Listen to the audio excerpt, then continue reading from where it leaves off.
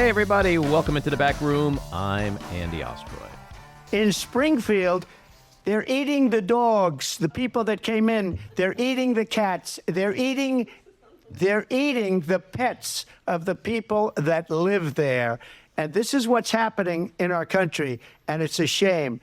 Look, I don't know what the big deal is. I've eaten a lot of dog and cat in my life, and the best dog and cat I've ever had is in Springfield, so I totally get it. Which do you like better, dog or cat? It just depends how it's prepared, Matty. You know that. As a foodie, it's just it's all about the sauce. Yeah, I agree. The sauce can change anything. I like a nice, when I'm eating dog, I like a nice chimichurri. And a glass of Chianti. So anyway, that was not a preview clip from Saturday Night Live. That was real life, folks. Real life at a presidential debate. A deranged orange man screaming about Haitians eating dogs and cats in Springfield, Ohio, followed the next day by the even wilder claim, if that wasn't wild enough, that now they're eating geese. The geese are being grabbed up, scooped up, and eaten by the Haitians. We're joking a lot about the cats and dogs, and obviously it is amusing, but it has real-world consequences on the Haitian community in Springfield. Such as, I think 2 elementary schools were evacuated, City Hall, and the Department of Motor Vehicle. Yeah. I mean, Yeah, look, it's a big deal. he's put a target on the backs of Haitians who may not even be migrants. They just live in Springfield. I mean, I was thinking about this morning. If you're just black and walking a dog in Springfield, you got to be looking over your shoulder. And that's because of Donald Trump. All it takes is one crazy person to do something really awful. And that's what this incendiary rhetoric, this insane rhetoric about cats and dogs is doing. And it needs to stop. This election cycle is all about animals, pets. We had the RFK Jr., the bear, the whale, the Barbecued dog. Barbecued dog. But he denied that. They denied that. Well, That Didn't was just deny a the other tad too stuff. far. and He's that's like, not- hey, I've cut the head off a whale, and I've dumped a dead baby bear cub in Central Park, but I did not eat a dog. And if I did, I wouldn't barbecue it. I'd saute it. So today we're very excited to welcome back into the back room Michael Cohen. We'll get to Michael in a second, but first, thanks for tuning in. We appreciate you listening, and we'd love to hear your comments. So email us at backroomandy@gmail.com and or post on our social media, and we'll read some feedback next time. And if you like the podcast, please follow or subscribe and rate and review, and you'll be notified every time we post a new episode. So we're going to get to the debate in just a second, but there's a couple of other things to point out real quick. First is that early voting begins in America. So those of you in the states where early voting has started, get out there and vote. Really important. We have some new polling out, which is exciting. The Morning Consult poll was released today, shows Harris up 50 to 45. That's an increase from 49 to 46 in the last Morning Consult poll. And then in Wisconsin, the Marquette poll, which is considered by most people to be the most trusted poll in that state, has Kamala Harris ahead 52 to 48. So it's a 4-point lead. And it's important to note that the Morning Consult poll is post-debate, so she did get a boost. The Wisconsin Marquette poll is pre-debate. So it'll be interesting to see how well she does in Wisconsin once the post-debate numbers come out. But pre-debate, up by 4 points in Wisconsin, that's huge. All right, let's talk about that debate. Kamala Harris, in my opinion, had 5 main goals. Be prepared, exploit his triggers, ignore his personal attacks, be a change agent, and be presidential. And to me, it was like a triple play, an inside the park home run, a grand slam, all rolled up into one. She was, for the most part, flawless, in my opinion.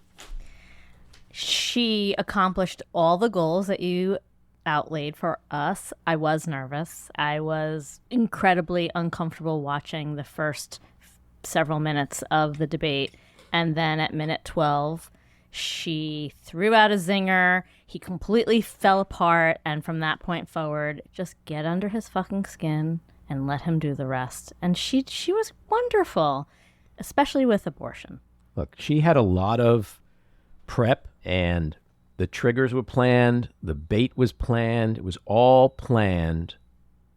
And I think in those first minutes, she was a little nervous whether it was all going to work the way they hoped. And then I think she quickly realized It was working better than they could have ever imagined. And then she really kicked into high gear. Agree. And she got extremely confident. And, the truth is she walked onto that stage not as a candidate at a debate. She walked on that stage as a prosecutor in a courtroom. She became prepared with evidence, and she tore that witness apart.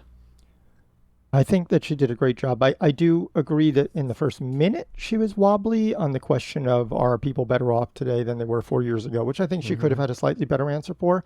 Meaningless, though, because she trounced him in that debate. It was an incredible job. I think that where Jen was referring to minute 12 was when she brought out the rally comment, which is basically kicking him in the ego, and he can't resist. Yeah, let's play that clip. Now, I'm going to actually do something really unusual, and I'm going to invite you to attend one of Donald Trump's rallies, because it's a really interesting thing to watch. You will see during the course of his rallies, he talks about fictional characters like Hannibal Lecter. He will talk about windmills cause cancer. And what you will also notice is that people start leaving his rallies early out of exhaustion and boredom. And I will tell you, the one thing you will not hear him talk about is you. You will not hear him talk about your needs, your dreams, and your desires. And I'll tell you, I believe you deserve a president who actually puts you first, and I pledge to you that I will. Let me respond to the rallies. She said people start leaving. People don't go to her rallies. There's no reason to go. And the people that do go, she's bussing them in and paying them to be there, and then showing them in a different light. So she can't talk about that. People don't leave my rallies. We have the biggest rallies, the most incredible rallies in the history of politics. With Trump, everything is either a confession or projection. Absolutely. So when he says they're bussing in people who are paid, it's literally like, that's what I'm doing. And he was doing this. Let me just put that one back in. I didn't mean to say that out loud. Also, the issue of abortion, Jen. I think abortion, like it has been the last 2-3 years, like it's going to be the single issue that decides this election, as it has in just about all other elections and state ballot measures and all that. And we have other ballot measures coming up in November as well. Let's play the Trump clip. Well, the reason I'm doing that vote is because the plan is, as you know, the vote is, they have abortion in the 9th month. They even have, and you can look at the governor of West Virginia, the previous governor of West Virginia, not the current governor, is doing an excellent job, but the governor before, he said the baby will be born and we will decide what to do with the baby. In other words, we'll execute the baby. And that's why I did that, because that predominates, because they're radical. The Democrats are radical in that. And her vice presidential pick, which I think was a horrible pick, by the way, for our country, because he is really out of it. But her vice presidential pick says abortion in the 9th month is absolutely fine. He also says execution after birth. It's an execution, no longer abortion, because the baby is born, is okay. And that's not okay with me, hence the vote. There is no state in this country where it is legal to kill a baby after it's born. Boom. Mic drop. Wait, I missed Tim Wall saying that it was okay to execute babies. Did you hear that? Execute baby. Like, how do they do it? What do they Smother. do? Smother? Yeah, that's how they do Smother. it. Yeah. It is sick. It is sick, and if you don't joke about it, you can literally, you can blow a gasket. Anyway, this is how she responded, Harris. Let's understand how we got here. Donald Trump hand-selected 3 members of the United States Supreme Court with the intention that they would undo the protections of Roe v. Wade. And they did exactly as he intended. And now in over 20 states, there are Trump abortion bans, which make it criminal for a doctor or nurse to provide health care. In one state, it provides prison for life. Trump abortion bans that make no exception even for rape and incest, which understand what that means. A survivor of a crime of violation to their body does not have the right to make a decision about what happens to their body next. That is immoral. And one does not have to abandon their faith or deeply held beliefs to agree. The government, and Donald Trump certainly, should not be telling a woman what to do with her body. I have talked with women around our country. You want to talk about this is what people wanted? Pregnant women who want to carry a pregnancy to term, suffering from a miscarriage, being denied care in an emergency room because the healthcare providers are afraid they might go to jail, and she's bleeding out in a car in the parking lot? She didn't want that. Her husband didn't want that. A 12 or 13-year-old survivor of incest being forced to carry a pregnancy to term? They don't want that. And I pledge to you, when Congress passes a bill to put back in place the protections of Roe v. Wade, as President of the United States, I will proudly sign it into law. But understand, if Donald Trump were to be reelected, he will sign a national abortion ban. Understand, in his Project 2025, there would be a national abortion, a monitor that would be monitoring your pregnancies, your miscarriages. I think the American people believe that certain freedoms, in particular the freedom to make decisions about one's own body, should not be made by the government. This is the key. Through all the jokes and the mockery of his lunacy, this issue is, I think, going to decide this election. And what she just said, she makes him own the fact that he killed Roe. That he is the reason women are bleeding out in cars and on bathroom floors. He is the reason women have to travel to other states to get an abortion, who risk getting sepsis and dying. He is the reason for it all. And I think it's brilliant to coin it the Trump abortion bans. It's a lie. I'm not signing a ban, and there's no reason to sign a ban because we've gotten what everybody wanted. Democrats, Republicans, and everybody else, and every legal scholar wanted it to be brought back into the states, and the states are voting. And it may take a little time, but for 52 years, this issue has torn our country apart, and they wanted it back in the states. And I did something that nobody thought was possible. The states are now voting. What she says is an absolute lie. And as far as the abortion ban, no, I'm not in favor of abortion ban, but it doesn't matter because this issue has now been taken over by the states. Okay, so first of all, Donald Trump, there is not a Democrat or a liberal alive who was hoping that Roe got overturned. Okay, so... Not to mention, there aren't a list of legal scholars who thought this was important to do. This issue is going to choke him. It's going to choke him to death. And he doesn't... The party, I think, sees it and understands it, but I don't think he does. It's a good response, though. I have to... whoever wrote that, I thought was brilliant because that is the right response. If you're a Republican who believes in states' rights, that's the perfect response. Republicans, yes, but not Democrats and liberals. He is saying everyone... This is what... hit 50 years. It has torn this country apart. No, it hasn't. Republicans have torn this country apart with this issue. Democrats were just fucking fine with Roe v. Wade. Well, the problem for him is that the majority of Republicans don't want the government interfering with women's reproductive rights. Yeah. And wait till they tie it to birth control. Yeah. We're going to see in November what the cat ladies are going to do. Childless or with child. Speaking of which, the most famous childless cat lady of all weighed in after the debate. Tay-Tay in the House. Not only did Taylor Swift immediately endorse her after the debate, but she has given them, what did she give them license to yesterday? Like a lyric from a song or something like that. And they're using it in billboards now. Oh, and then also she was accepting an award at the VMAs, and she said everybody should get out there and vote. And so far in the last 2 or 3 days, almost 340,000 people have clicked through the link she gave to vote.org to register to vote. Yeah, apparently it's a almost 500% increase. 9,000 to 10,000 people per hour are signing up. Now, when you think about the couple of swing states that were won by Biden by 20,000, 30,000 votes, you know. Yeah. No, she could actually make a tremendous impact. I mean, how many Swifties are in those parts of the country? Not to mention her choice of when to announce her support for Kamala was absolutely pitch perfect. What she wrote was incredible. It was actually couldn't have done better. Yeah. All right. Let's review a bit of the debate further. I think the handshake, she owned him from the get-go. She exposed the bully for what he is. A scared little man who couldn't look at her once. He didn't look at her once. The bait, the triggers. We mentioned the crowd size. The fact that his former aides and generals said he was a disgrace. The 200 former staffers. The world leaders were laughing at him.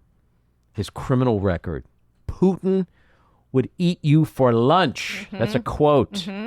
Donald Trump was fired by 81 million people. Another quote. Donald Trump filed for bankruptcy 6 times. Another quote. He was handed $400 million on a silver platter. Boy, he had a reaction to that. And his reaction was like, it wasn't that much. It was a smaller amount. But like, oh, okay. No one fucking handed me millions of dollars, you dipshit. Interestingly, on the subject of abortion, at one point he literally said, I am not supporting an abortion ban. And we haven't heard much about that, if any, of that this week. You would think the evangelicals' heads are exploding. He literally said at the debate when he was pressed about the 6-week ban. And he said, I'm not for an abortion ban. But he wouldn't answer the question. He wouldn't answer the question, but that's a quote. Well, he did throw J.D. Vance. Yeah, they hadn't discussed it, obviously. Under the bus on that. I think she nailed it on the economy, the healthcare situation, immigration, even Gaza. I think she addressed that appropriately. And on healthcare, he was like, I have the concepts. You know, you started to repeal and replace the Affordable Care Act 10 years ago, and all you have in 2024 are fucking concepts. That's it. Well, I'm not the president. I'm not the president. I like that Trump impression. Thank you. It's like a female Trump. I think we need to explore this further, Jen. Sure. And his worst crazy moments. I mean, his body language was just awful. He looked old and weak and small and hunched over. He pursed his lips like a little child. He was angry. He was dark. He was negative. He was yelling. He was unhinged. He lied nonstop. He was also yellow. He was, yeah. But what about his hair? Like, I was focused on Silver the yellow. Fox. What? Silver Fox. Like his hair went gray. Really? And like he looked like he went for a blowout. It was bizarre. I couldn't look. It was so bizarre. Then I was like, I think I like it. Anything better than piss yellow, right?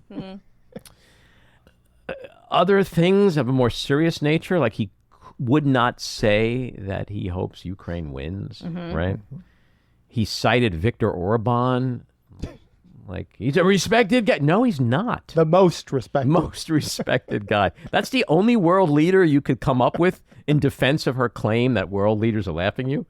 Or Orban likes me. I think if he thought about it, he would have named Putin and Kim Jong-un. All right, we talked about the after-birth abortions. I'm just going through my Trump notes here. The Springfield dogs and cats. Trans operations on migrants. Oh, that one. They're being like people, seriously, if you're out there, look for those black vans because they're pulling up on streets across America and they're just yanking random black and brown people off the street to give them trans operations. His point was that... Wait, it's like a black van. It's a black vans full of moils. They're just driving around. The Moyles are like, fuck this circumcision thing. I'm going to do a sex change. No, I think the point he was trying to make, which was insane, was that Democrats want to give the immigrants sex change operations and pay for by the government. He had no regrets when they asked him about January 6th. He was like, no. And then he talked about the other side. Of course. The other side. Like, wait. So there's the people who thought that was a riot and it was an unconscionable act of violence not seen since the Civil War. And then there's another side. What was he talking about? But also, he said only one person was killed, and it was Ashley Babbitt, and it was a terrible thing. Terrible. Yeah, that cop. No, but he was like, with such disdain, that cop who shot poor Ashley Babbitt. Right. 140 officers were injured, and some died as a result of that. But those did not count, apparently, in his list. Yeah. But, the takeaway, though, at the end for me was that he didn't shake her hand. They didn't shake hands. He ran off that stage. And if I was an undecided voter, I would just say, What bad manners. I wouldn't vote for someone like that. Yeah, well, that was an awful performance by Donald Trump. It's nobody's fault but Donald Trump. And I think he's going to debate again, no matter what he says, because he's a showman. It's the build-up, the big hype is already beginning. He said he's not going to do it, but he has to do it. Will you do it, sir? Sir, will you? They asked me, sir, will you debate again? I'll bet any amount of money that piece of shit debates again. All right, let's get to our winners and losers. My winner, Springfield, Ohio Mayor Rob Brew, for advocating that his town needs help with services for the Haitian immigrants, not hate stirred by Trump, Musk, and Ted Cruz. My loser, Trump and his Republican allies for spewing lies and stoking the worst fear and hatred possible in Americans. My winner has to be Kamala Harris for momming the shit out of Donald Trump. She managed to show him for the toddler he is. And, of course, my loser is the evil toddler himself. My winner, Kamala Harris, who beat the living snot out of Trump on Tuesday. My loser, Donald Trump, who was further exposed at the debate as an old, feeble, pathologically lying, incoherent, incompetent, unhinged, unfit, dangerous sociopath. Which brings us to the weekly rant. So Donald Trump said there won't be a third debate. And the reason for that? I'm like a prize fighter. And when prize fighters beat an opponent, it's the loser who always stands up and screams, I want a rematch. Apparently he's seen too many Rocky movies. First of all, as a pathological liar, we know that Trump lies the minute his lips start moving. Literally everything that comes out of his bloated orange face is a lie. So when he declares that he won bigly and that he's a prize fighter, we all know that what he really believes on the inside is that he lost and that he's a weak, pathetic, feckless coward who is terrified of Kamala Harris and facing her again.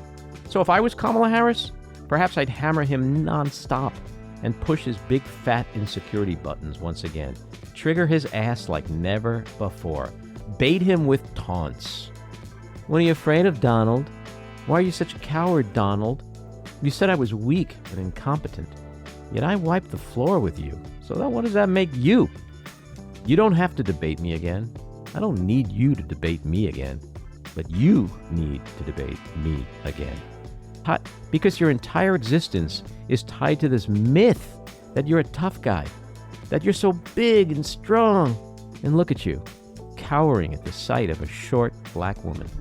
A short black woman who owned you Tuesday night. It was like taking candy from a man-baby. So go ahead and bash ABC, attack the moderators, claim it was rigged, 3 against 1, that I had all the questions up front, mock David Muir's hair, claim you won bigly, do all your typical Trumpian stuff, the lies, the gaslighting. But we all know why you won't debate me, and it's because you're not a tough guy. You're not big and strong. You're a weak, scared coward. All right, it's time for our friend Michael Cohen. He is the former personal attorney for Donald Trump and served for years as an executive in the Trump Organization.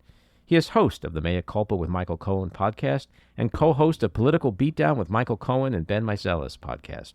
He's also a 2-time New York Times best-selling author. His latest book is Revenge, How Donald Trump Weaponized the U.S. Department of Justice Against His Critics. And he's also principal of crisis management firm Crisis X. Michael, welcome back into the back room. Andy, thanks for having me as usual. So before we get started with politics, talk to us about the YouTube channel. I think you launched that a couple of months ago. How's it going? Exactly 60 days ago. And I am on, as I say, on all of the episodes of that raw and unfiltered reaction to the nonsense that's going on every single day. On our journey to 250,000 subscribers, then of course I'm going to go for 500 and then the million and keep trying to grow the community like you do as much as possible so that the voice gets amplified, the point gets amplified. By the way, nobody can amplify the crazy things that you and I are talking about these days better than Von Schitzenpants himself. We're going to talk about Mr. Von Schitzenpants in a second. And so tell us again the name of the show and how people can find it. Yeah, it's on the YouTube channel, and it's the Michael Cohen Show. Awesome. Simple enough. Yeah. All right. Thank you. All right. So you worked for Donald Trump for 12 years. You watched him on screen for 90 minutes. Andy, you want to remain friends? You already reminded me of a bad past. It's like, you remember the time you fell off the bike and you knocked your teeth out? Yeah, great. Thanks. Michael, you have to embrace your trauma. You have to own it. Oh, yeah. Hiding it, denying it is not healthy. Forget it. It's not healthy. I'm trying to forget it. So you watched him on screen for 90 minutes. What went through your mind as you sat there watching him? OMG. I'm like, WTF. I'm like, you've got to be kidding me. You know, I had a conversation with a buddy of mine, and every time that we get together, every time that we're on the phone, all he wants to do is talk politics. I feel like I'm on your show. It's like one after the other after the other. And I turned around and I said to him, there is no way, when we got to the conversation about the eating cats and dogs in Springfield, Ohio, by the migrant Haitian community that's there. And I said, there's no way. He made that mistake once. Even Donald von Schitzenpants is not that stupid, within which on a national stage, on an international stage, that he's going to go ahead and he's going to bring that stupidity to the presidential debate. Well, every now and then I'm wrong. The next day he added geese. Geese. Yeah. They're grabbing and eating the geese. What I'm saying, the geese that are in the park, they spend time in the pond. Quite frankly, they stay ponded. What animal do you think he's going to accuse them of eating next? It's got to be a whale. It's going to have to be a whale. Well, that's Bobby Kennedy's territory. Because the whale could feed the whole community for a while. Sharks, Springfield sharks. Okay, so all that stuff was fun. The dogs and the cat stuff. It's like, no, it's not fun. No. I mean, when I was watching it, I had the same reaction you did. It's like, holy shit, he's out of his fucking mind. But to try to move away from that crazy stuff, what did you take away from the debate, just in terms of like the legitimacy or lack thereof of him as a candidate on that stage, standing with Kamala Harris, who actually is a very qualified, competent, legitimate candidate? Well, when I found out that debate prep was being done by Laura Loomer and a series of other morons, I was saying to myself, they think they know Donald. Mm-hmm. And as much as they may have been around him for the last year, they don't really know him. Are you referring to the future Mrs. Donald Trump, Laura Loomer? It's very possible. Look, he has no problem with changing them in. I mean, look at their interaction the last few days. They look like a couple, right? Yeah, and by the way, we could say the same thing about Alina Habba. People said the same thing. They used to say the same thing about Hope Hicks. That's who he wants to project himself to be. This ladies' man around younger women. I mean, with all due respect to Laura, she doesn't hold a candle to either of the other two. But putting all that aside, they don't understand Donald Trump. Innately, he's a very lazy guy. And you say, well, how is that possible? He'll get on his plane and he'll go from California to Maine in 12 hours simply to do a rally. Sure. He'll get to the plane. He'll go to the bedroom. He'll put on his pajamas. He'll lay down in bed. What kind of pajamas does he have? Do you have any? White, tighty whities and a Hanes t-shirt. Mm-hmm. And he'll then wake up. He'll fix his hair, right? And with a lot of hairspray, and then off in order to get the applause, because it's really that adulation that gives him energy. But he won't spend 3 minutes, not 3 minutes, looking over a topic. He'll say to you, give me the bullet points. You see, that was something that I was really kind of skilled at doing, is providing him the proper bullet points. He was completely caught off guard by the level of preparation that Kamala Harris did for this debate. He came in looking like, I don't want to demean fifth graders, right? But he looked like he came in like a nursery school kid who knows absolutely nothing. And you cannot any longer accept the fact that he's not a politician. Right. So he's not that. He was the former president of the United States. He's a fucking politician, plain and simple. So that argument no longer is usable. He went in there ill-prepared to debate somebody like Kamala Harris. And not only did I see it, not only did you see it, I heard like 76 million people watch that debate. And that's only nationally. You know, I know a lot of people say, yeah, you know, which doesn't, the whole world was watching and so on. I don't think people give that enough credit. The fact that I started receiving emails and text messages from friends that live overseas, and they're like, what the hell's going on there in the United States of America?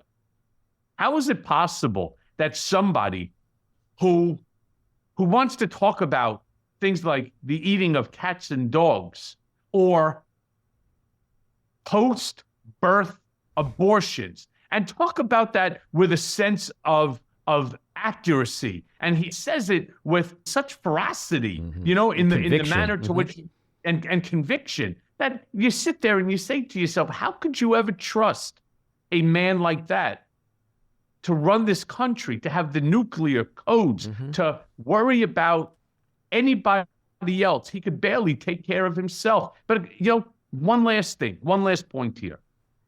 So then I saw today a poll, and post-debate, Kamala Harris went up 1 point, Donald Trump went down 1 point, and she's allegedly leading a general election poll by 5 points. Yeah, that's the Morning Consult poll. Yeah. So here's my question to you. Explain to me how, after a debate that has been characterized as the worst debate ever in United States political history, by a guy who can only be described as an ass clown, how is it that he only dropped 1 point? And Kamala Harris, who fucking rocked, she took him apart like a skilled boxer, since he likes to use boxing analogies. It makes him feel like a tough guy. How is it she only went up 1 point? The answer's simple. And if you watch some of the people in the focus groups that they interviewed after, there are people that literally watched that debate and were like, I just wanted to see more clarity between them. Like, I need to learn more about her. And it's like, seriously? Really? What do you need to know about her to make you not vote for a fucking sociopath? Like, I just think people are crazy. No, I can't accept that. You know, when Joe Biden debated Donald Trump, you and I would acknowledge that that was a shit performance by Joe Biden. He looked terrible. He was terrible on that debate stage. That's not to say he's a terrible president. Not to say I think he's doing a great job, and I think he's a great human being. But more importantly, he's a great American. He went ahead and he put America first above himself. He put the American people ahead of himself. He put the Constitution ahead of himself, and he pulled back. How many people would do that? And I say, not a lot, but he did, for the benefit of the country. All right, the benefit of the country. And I just don't understand how we can come out. And it wasn't just Democrats that said it was a terrible performance and he should bail out. The Republican Party went wild, calling him, senile and that he has dementia. And so, well, why are they saying nothing about von Schitzenpants? I mean, this guy. Because they're in a cult, Michael. You know that. They're in a cult. The whole country and is they're terrified of not in a him. cult. No, well, Trump supporters are certainly in a cult. Congress, Republican, that's congressional, 30, they're in a cult. They're terrified of him. 30%. That's 30%. The media is terrified of him. 38%. Look at the media. Just in that debate alone, how many times did Donald Trump literally start talking and they just let him go? The one time she did it, Lindsay Davis literally talked over her and started asking Trump a question. Why are the rules so different for the two of them? It's because people are either in a cult, or if they're not in a cult, they're just terrified of him, in my opinion. Yeah, and I don't understand the reason to be terrified of him or anybody for that matter. But I do not believe that the entire Republican Party is in a cult. So what do you think it is then? What is it? I think it's the entertainment factor. That's really what I think. It's almost like become a Kardashian reality show. It's like, what is this idiot going to say next? And we don't look, they're still all about their ratings. And knowing that this moron is going to say something stupid, they don't want to miss the opportunity, as far as I'm concerned, for the ratings, because the ratings pay the bring in the advertisers. The advertisers pay the bills, and they ultimately have enough profit there within which to give, dividends to their shareholders. I mean, that's really what I think is going on. No, here. I think you're Kamala right Harris, to a large degree. So here's the big. Kamala Harris doesn't do that. Here's the bigger thing going forward now. So we watched that debate. We saw him unraveled, and I want to ask you, because to me and most people, Trump seems to be even angrier and more unhinged than ever. But you know him just about better than anyone. Does he seem more unglued to you, or is this just the same old Trump? No, he is, because he's not fighting for the seat of the presidency to do good for America, to do good for the American people. He's doing it for himself.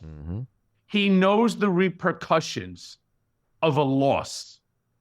He knows that he will ultimately spend his golden years broke, humiliated, and disgraced. He knows that if he loses he's not running for the country. He's running for avoidance of accountability. He knows the only way to avoid those 3 outstanding indictments is to become president of the United States. He knows that the only way he's going to avoid, whether it'll be jail or a significant home confinement sentence by Judge Juan Merchan, is if he wins the presidency. That's why he's becoming unhinged, because imagine having those issues looming over your head and you still don't have the fucking brains to break your ass in order to prepare for a debate. Imagine the level of stupidity. This is a do or die situation for the guy. And he still doesn't have it within him in order to do the hard work. Look, let me also say this, that, for example, he constantly talks about certain things like Project 2025, or like the multitude of federal judges that he appointed. Get the fuck out of here. He didn't appoint shit. Heritage Foundation, they gave him a booklet. I was there. It was like 50 pages stapled together that had the names of every single federal judge that they wanted. They did all of the homework. He just checked them off. And by checking them off, he felt like through osmosis that he actually did something within which to vet anybody. He had no play in any of it, the same way he had no play in Project 2025. But he will endorse it as his own, because that means that he can do something. He can claim that he has done something without actually doing anything. So here's the perspective I want from you, because I think this is the most important thing these next 2 months, given what we saw the other night. Is it possible on any conceivable level that these next 2 months could be any differently than what we've seen so far in terms of, can there be any sort of Trump pivot? Can he say one day, oh my God, I'm about to lose, I could go to jail, I need to change my game? Is that possible? At the same time, we saw how effective she was, which we got to believe is going to continue. So what does the next 2 months look like in this campaign? Is it just going to be more of the same, or do you think there's some kind of pivot that's coming that could help him? There's no pivot possible. In fact, the last time that I thought that there was an opening for him to pivot would have been after the assassination attempt. I had a coming to Jesus moment, and you know what? I did wrong by a lot of people. A lot of people got hurt because of me. because of Democrats, because of Republican haters of Donald Trump. I need to make amends with these people, and I need to set the record straight. I need to make things right, and so on. And you know what? I'm going to change my position on X, Y, and Z. These are things he could have done. Should have done. But amen to that. Should have done. But then, 24 hours later, he's right back onto the stump, doubling down on stupidity. Just doubling down on stupidity that enhanced the same misinformation, the same disinformation, the same malinformation that he's been spewing over and over and over again. And that's when I realized, like the old adage goes, a leopard doesn't change its spots. He's too old, he's too stupid, and he's too entrenched into this campaign, this cult campaign, in order to make any change at all. In fact, I'll tell you what I think he's going to start doing. I think he's going to start gaslighting and fear-mongering. He's going to start turning around and saying, if you don't vote for me, there's going to be bloodshed in these streets, because the American people know exactly what's going on here. He's already ramping up the rhetoric of the election being stolen. He's already started by making claims during the debate, about the debate, that ABC News gave Kamala Harris and her team the questions. Right. When that was falling apart, they moved, and again, they enhanced the stupidity by now claiming that one of her two earrings was actually a hearing device, some sort of a spy hearing device, that she was able to communicate with people in, let's say, the spin room to provide her with information on how to answer the questions. Yeah. And she was also in the same sorority as Lindsay Day at different schools. Oh. Well, you know what? Listen, sisterhood means a lot. I mean, didn't you see the movie Sisterhood of the Traveling Pants? Traveling shits and Von. Well, there's a joke in there somewhere. Right. You got to work that out. Yeah. It's the Sisterhood of the Traveling Shits and Pants. There you go. So he said he won't do a third debate, but he's definitely going to do a third debate, right? No. No? No. That, you see, now he's already set that in stone. The only way that he said that he will do another debate, and why would he? He won the debate. Quite frankly, everybody's telling him that he won the debate. He's a prize fighter. And like a prize fighter. Yeah, she wants the rematch because he won, and decisively. He won bigly. It's so ridiculous. He wants, if there's going to be another debate, he wants that debate to be hosted by Fox News, and he wants to pick the moderators, Sean Hannity and Laura Ingraham. Totally unbiased. Unbiased people. Yes, of course, unbiased. Stop. You think that the two of them can't be unbiased, right? So I turned around yesterday on another show, and I said, why? Why not just have it live on the Trump social network, hosted by Eric and Don Jr.?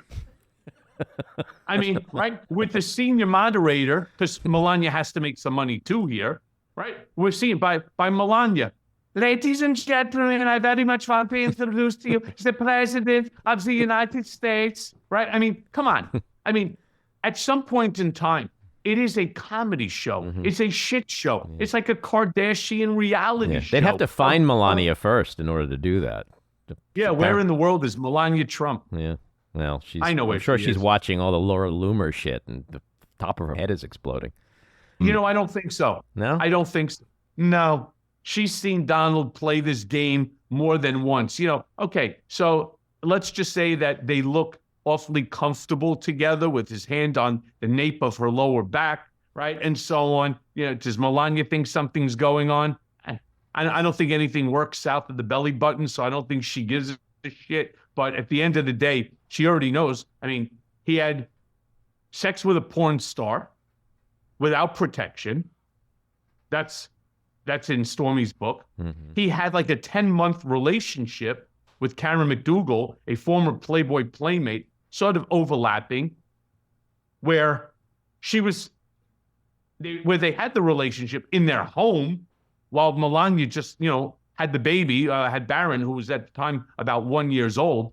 So I'm pretty sure that she's emotionally checked out from that relationship. Yeah. Let's talk about the media. Is there a double standard by the way they cover Trump and Kamala Harris? Well, I think it's obviously apparent to everybody. When I was testifying at the Manhattan District Attorney to criminal trial, as well as as the key witness as well in the New York Attorney General civil fraud trial, the thing that really pissed me off, when you talk about media, it's more than just the media. It's the whole gambit. I had to be there at the courthouse an hour and a half before as a non-party subpoenaed witness. Shouldn't I be more important to the process? I'm not the fucking defendant here. I have to get up at 7 o'clock to be there at 7:30, picked up, so that he could roll his fat ass in at 9 o'clock and we can start on time. Because they have to shut the streets down for him. The media, this is to answer your question, they follow him, for example, from the time he gets into the truck at Mar-a-Lago. They follow him directly to the plane, that 25-year-old hunk of shit. They show him taking off.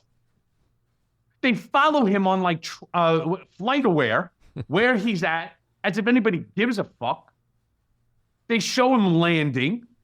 He sits and waits for 10 minutes while the press has the cameras rolling, only to then come out. Mind you, he is a defendant in either a civil suit by the New York Attorney General or a criminal 34-count suit by the Manhattan District Attorney. He's a fucking defendant.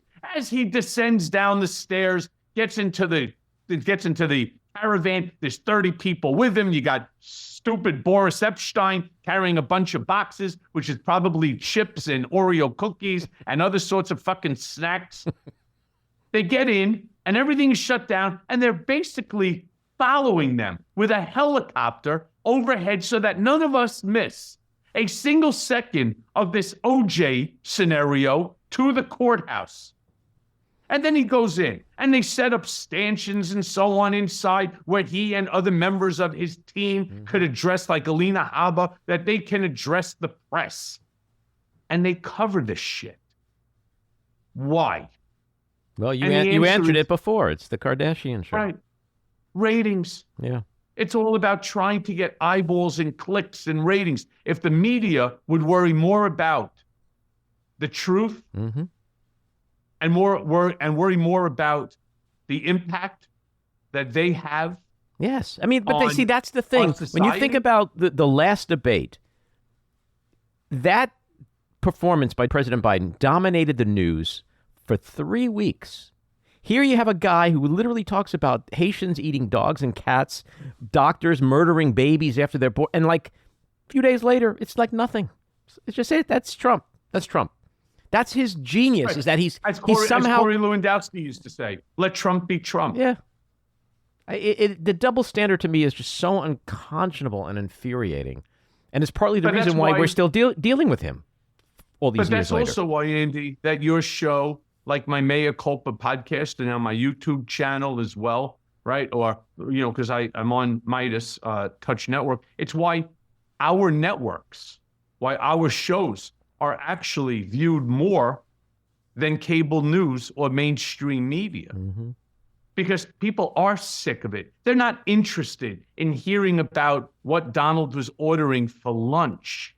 I mean, did you see that? The media covered that he had 12 pizza pies delivered to his team so that they could what?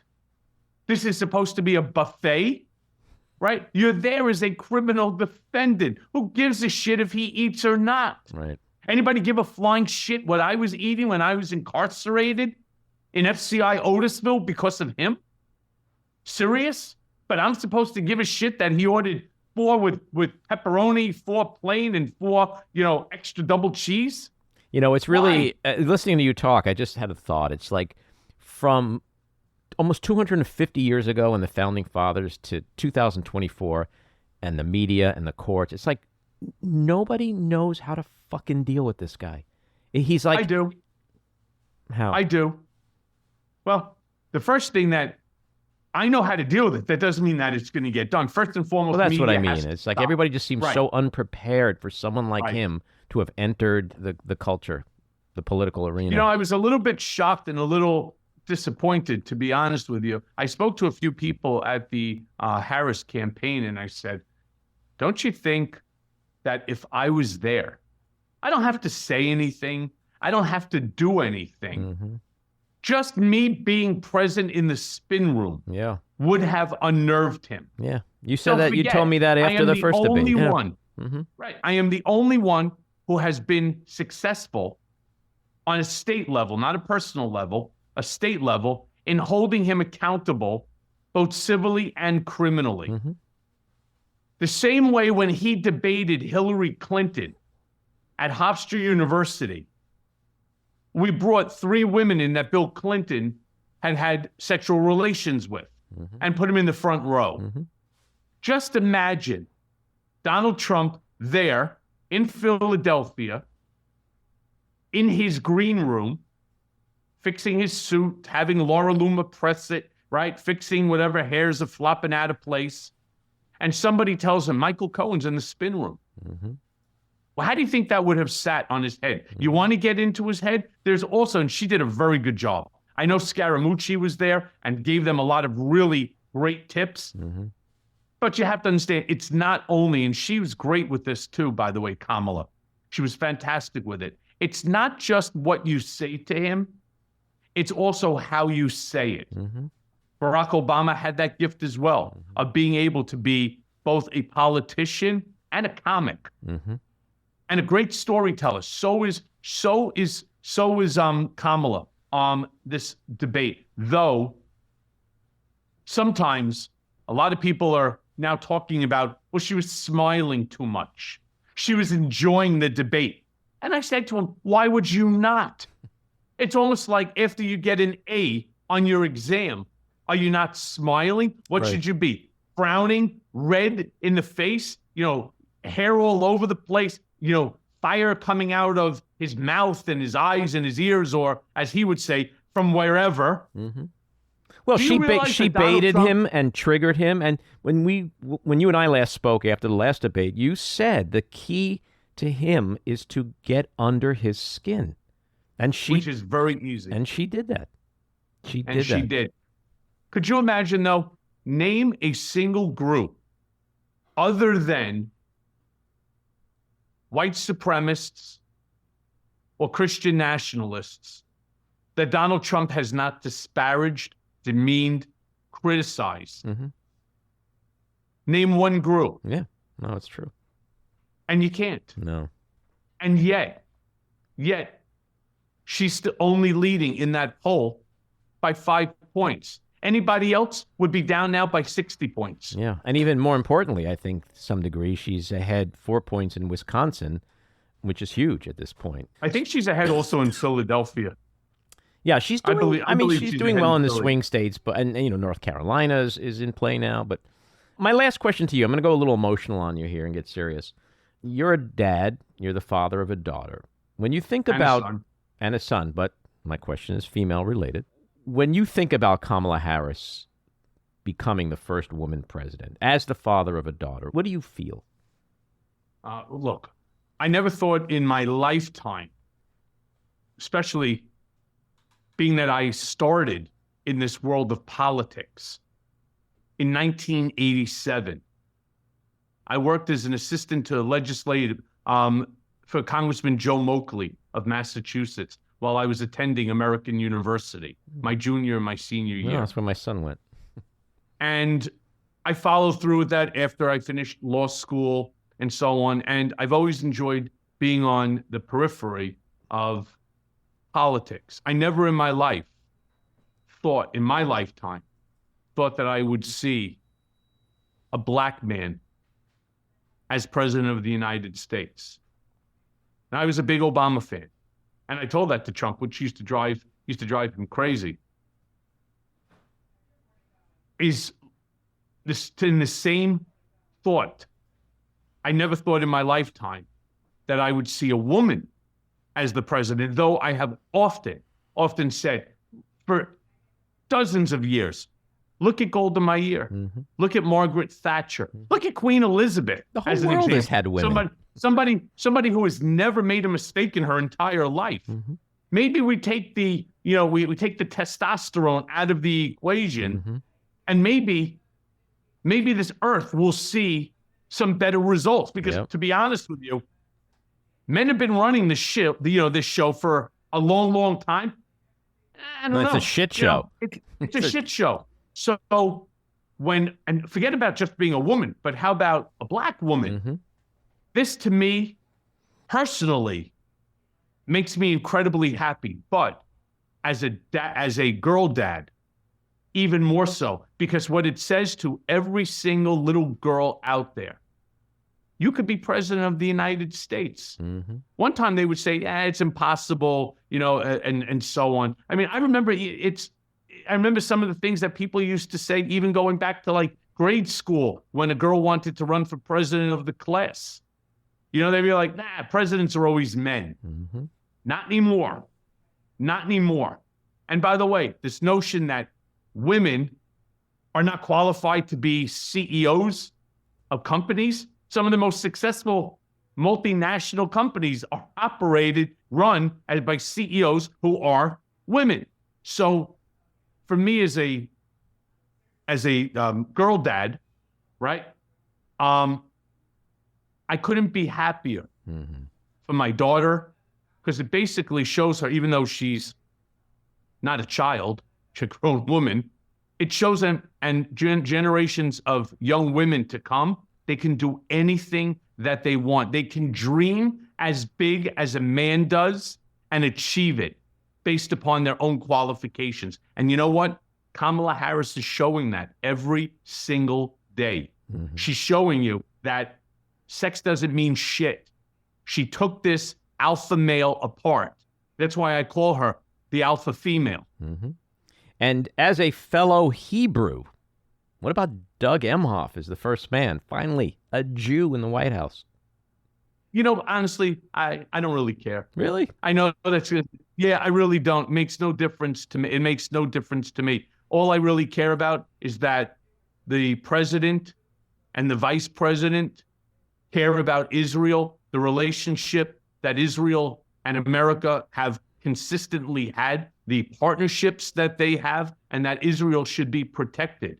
At the same point in time, I wish and I pray, I truly pray every day that the hostages come home and that there be peace in the Middle East. I don't want to see any innocent person killed, not Israeli, not Palestinian. I do want to see the complete eradication of Hamas, but I want those hostages home. It's unfair to them. It's unfair to their families, and it's unfair to humanity.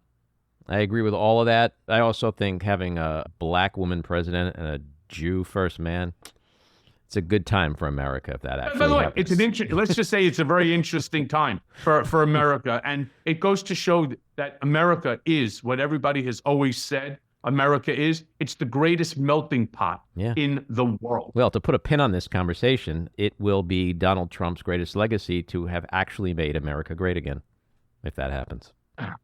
Amen. Or greater. Michael, always a great chat. Come back soon. Anytime, pal. Take Thank care. you. Bye. This episode of The Back Room was edited and produced by me, Andy Ostroy. It was co-edited and co-produced by Matty Rosenberg and co-produced by Jen Hammoud. Our theme song was composed by Andrew Hollander, and our logo was designed by Cricket Langell. And special thanks to Patricia Wind. Please take a moment to rate and review the podcast, and also follow or subscribe. Until next time, keep your eyes on Washington, Hollywood, and your own backyards, and have a great week.